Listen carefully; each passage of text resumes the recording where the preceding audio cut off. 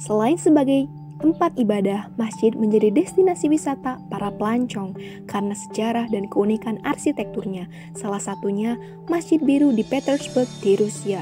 Masjid Biru berada di pusat kota, tak jauh dari Sungai Neva dan benteng Peter dan Paul yang ikonik di Rusia. Didominasi warna biru, masjid ini bernama Jamo Muslim, tapi lebih sering dijuluki sebagai Blue Mosque atau Masjid Biru. Masjid St. Petersburg dibangun pada 1910 yang bertujuan untuk menghormati Emir Bukhara dan sekaligus menandai bergabungnya Asia Tengah dan Rusia.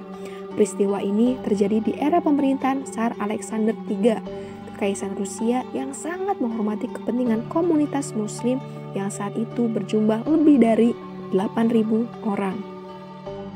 Setelah proyek pembangunan masjid rampung pada 1913, masjid ini menjadi tempat ibadah terbesar di Rusia. Masjid ini dapat menampung 5.000 jemaah. Dua menaranya menjulang setinggi 49 meter dan tinggi kubahnya 39 meter. Kubah masjid di Street Petersburg hampir merupakan tiruan tepat dari Mausoleum Guri Amir di Samarkand, Uzbekistan, yang dibangun pada abad ke-15. Di mausoleum ini disimpannya abu kremasi Tamerlan, sang penakluk Asia Tengah. Bagi Indonesia, Masjid Biru Street Petersburg juga mempunyai kenangan tersendiri. Kunjungan Presiden Republik Indonesia Soekarno ke Uni Soviet ternyata berdampak sangat besar bagi masjid ini pada 1956. Saat itu Soekarno menyempatkan diri mampir ke masjid tersebut. Namun, masjid tersebut telah beralih fungsi sebagai gudang.